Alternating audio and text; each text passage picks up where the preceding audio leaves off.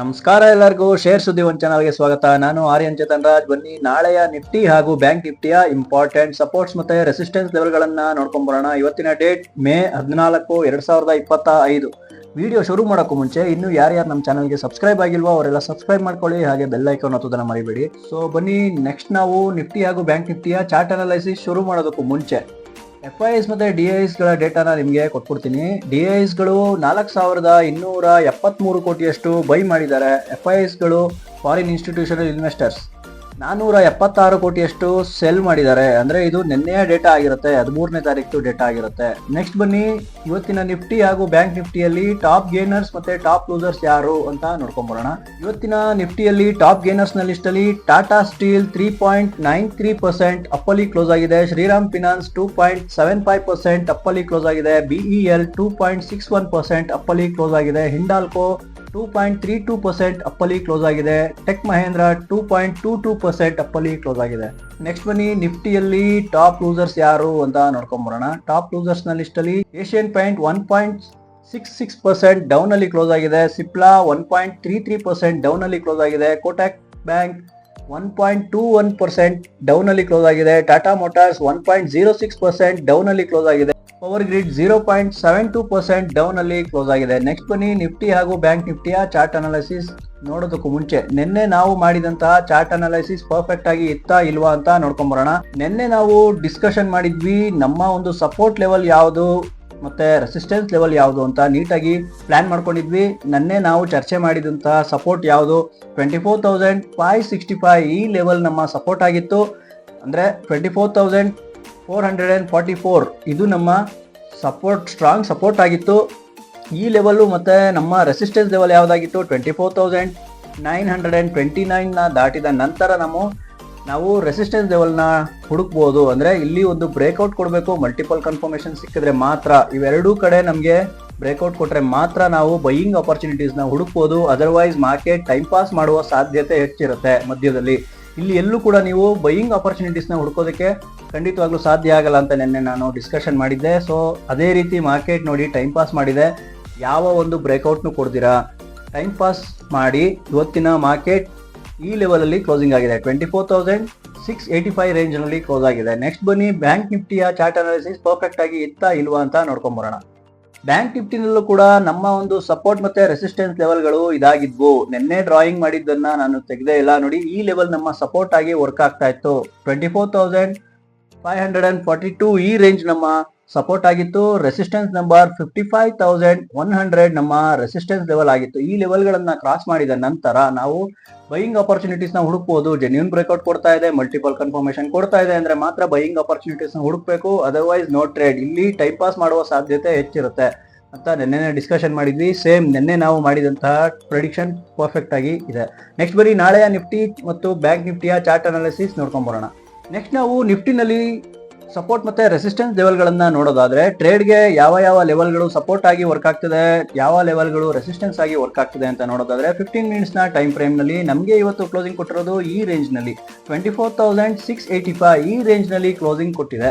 ನಾಳೆ ನಾವು ಸಪೋರ್ಟ್ ಆಗಿ 24,565 ಅಂದ್ರೆ ಪ್ರೀವಿಯಸ್ ಅಲ್ಲಿ ನಮಗೆ ನೋಡಿ ಈ ಲೆವೆಲ್ ನಮಗೆ ತುಂಬಾ ಸ್ಟ್ರಾಂಗ್ ಸಪೋರ್ಟ್ ಆಗಿ ವರ್ಕ್ ಆಗ್ತಾ ಇದೆ. 24,444 ಈ ಲೆವೆಲ್ ನಮ್ಮ ಸಪೋರ್ಟ್ ನಂಬರ್ 1 ಆಗಿರುವ ಸಾಧ್ಯತೆ ಇರುತ್ತೆ. ನೋಡಿ, ಈ ಲೆವೆಲ್ನ ನಾವು ಕ್ರಾಸ್ ಮಾಡೋ ತನಕ ಬೈಯಿಂಗ್ ಆಪರ್ಚುನಿಟೀಸ್ನ ಹುಡುಕೋದಕ್ಕೆ ಖಂಡಿತವಾಗ್ಲೂ ಸಾಧ್ಯ ಆಗಲ್ಲ. ಇಲ್ಲಿ ಗ್ಯಾಪ್ ಡೌನ್ ಅಲ್ಲಿ ಓಪನ್ ಆಗ್ತಾ ಇದೆ ಮಾರ್ಕೆಟ್ ಅಂತಂದ್ರೆ ಈ ಲೆವೆಲ್ನ ಕ್ರಾಸ್ ಮಾಡಿ ಮಲ್ಟಿಪಲ್ ಕನ್ಫರ್ಮೇಶನ್ ತಗೊಂಡ ನಂತರ ಜೆನ್ಯೂನ್ ಬ್ರೇಕ್ಔಟ್ ಆಗ್ತಾ ಇದೆ ಅಂತಂದ್ರೆ ನಮ್ಮ ಲೆವೆಲ್ ನೋಡಿ 24,200 ನಮ್ಮ ಟಾರ್ಗೆಟ್ ನಂಬರ್ 1 ಆಗಿರುತ್ತೆ.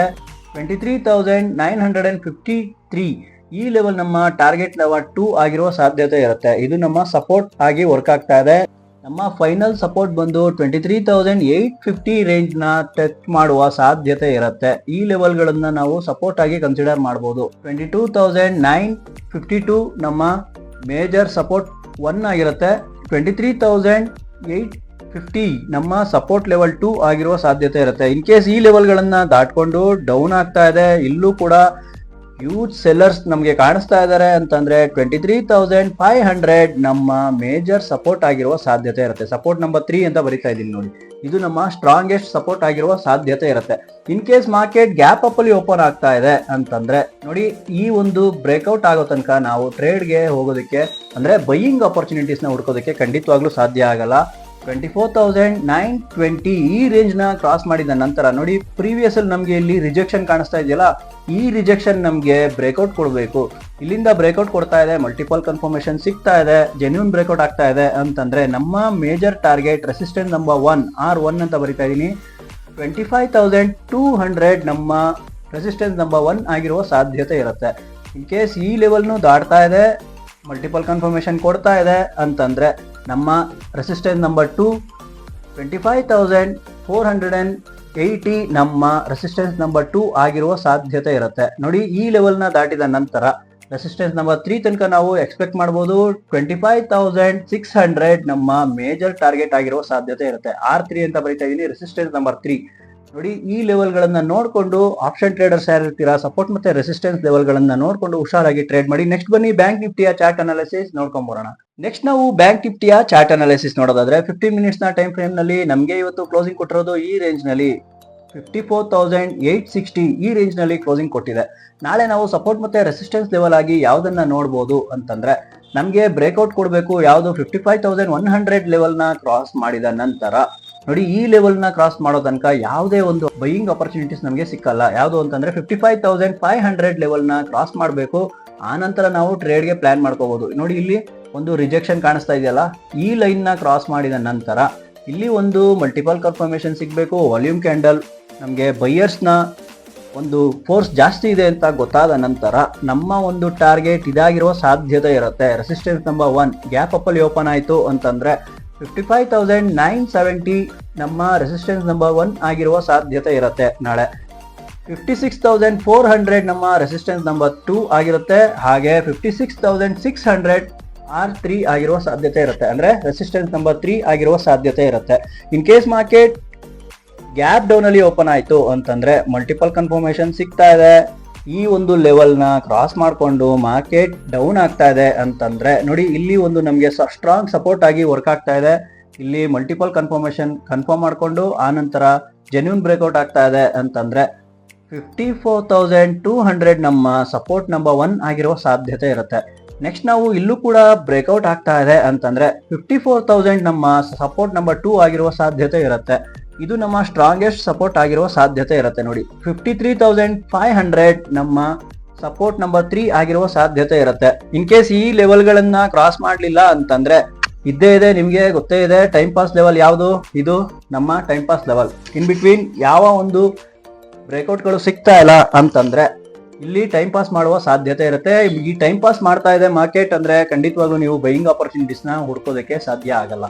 ಸೊ ಇದಾಗಿತ್ತು ವೀಕ್ಷಕರೇ ಸಪೋರ್ಟ್ ಮತ್ತೆ ರೆಸಿಸ್ಟೆನ್ಸ್ ನ ವಿಷಯ. ಈ ವಿಡಿಯೋ ನಿಮ್ಗೆ ಯೂಸ್ಫುಲ್ ಅಂತ ಅನ್ಸಿದ್ರೆ ಕಮೆಂಟ್ ಬಾಕ್ಸ್ ನಲ್ಲಿ ಯೂಸ್ಫುಲ್ ಅಂತ ಕಮೆಂಟ್ ಮಾಡಿ, ಹಾಗೆ ಲೈಕ್ ಮಾಡೋದನ್ನ ಮರಿಬೇಡಿ. ನೀವು ಶೇರ್ ಮಾರ್ಕೆಟ್ ಗೆ ಹೊಸಬರಾಗಿದ್ರೆ ಶೇರ್ ಮಾರ್ಕೆಟ್ ನಲ್ಲಿ ಟ್ರೇಡ್ ಮಾಡೋಕೆ ಹಾಗೆ ಇನ್ವೆಸ್ಟ್ಮೆಂಟ್ ಮಾಡೋಕೆ ಡಿಮೆಟ್ ಅಕೌಂಟ್ ನ ಅವಶ್ಯಕತೆ ಇರುತ್ತೆ. ಯಾರ ಹತ್ರ ಡಿಮೆಟ್ ಅಕೌಂಟ್ ಇಲ್ವೋ ಅವರು ಫ್ರೀ ಆಗಿ ಡಿಮೆಟ್ ಅಕೌಂಟ್ ನ ಓಪನ್ ಮಾಡ್ಕೊಳ್ಳಿ. ಡಿಸ್ಕ್ರಿಪ್ಷನ್ ಅಲ್ಲಿ ಲಿಂಕ್ ನ ಶೇರ್ ಮಾಡಿರ್ತೀನಿ, ಅದನ್ನ ಯೂಸ್ ಮಾಡ್ಕೊಂಡು ಫ್ರೀ ಆಗಿ ಡಿಮೆಟ್ ಅಕೌಂಟ್ ನ ಓಪನ್ ಮಾಡ್ಕೊಳ್ಳಿ.